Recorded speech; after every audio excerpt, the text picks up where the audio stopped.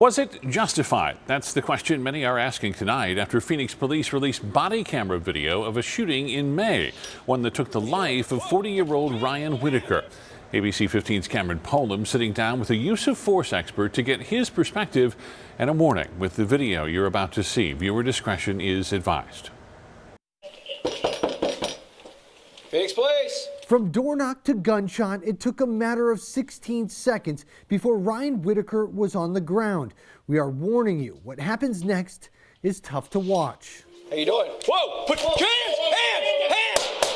A call to 911 the night of May 21st would set off this chain reaction. I have a domestic dispute going on, and I can tell that they're just at each other's throats down there. Police responding to an Ahwatukee apartment complex off Desert Foothills Drive. The same man called 911 again prior to their arrival. When asked if the argument had become physical, this is his response. It could be physical. I could say, yeah.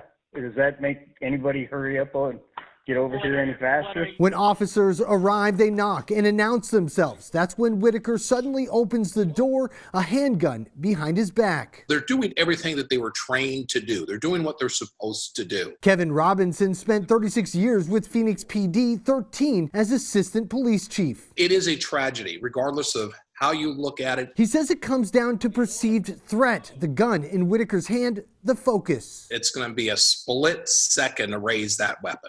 A split second. In the video, officers shout for Whitaker to show his hands, and it appears Whitaker raises one in the air while he makes his way towards the ground. That's when the officer behind him opens fire. Whitaker's family and girlfriend, who was at the home at the time, deny the couple was fighting. Whitaker's sister spoke to us back in May. They were not fighting, not arguing.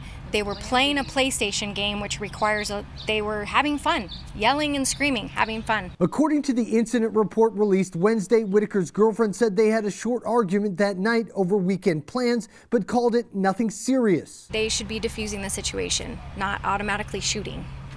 And shooting to kill on top of that. After seeing the video, she took to Facebook, saying, "They murdered my brother. That cop needs to be fired and rot in prison." However, Robinson just doesn't see it that way. The person came to the door. He clearly heard them knocking and announcing themselves.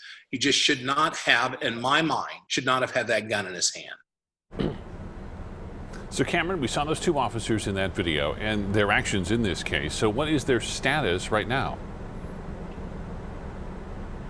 Well, what I can tell you is there's an internal and criminal investigation into this shooting.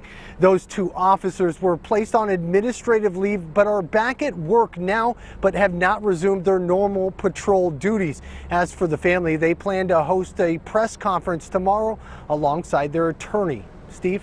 Yes, so much happening in such a short period of time there. Thanks so much, Cameron.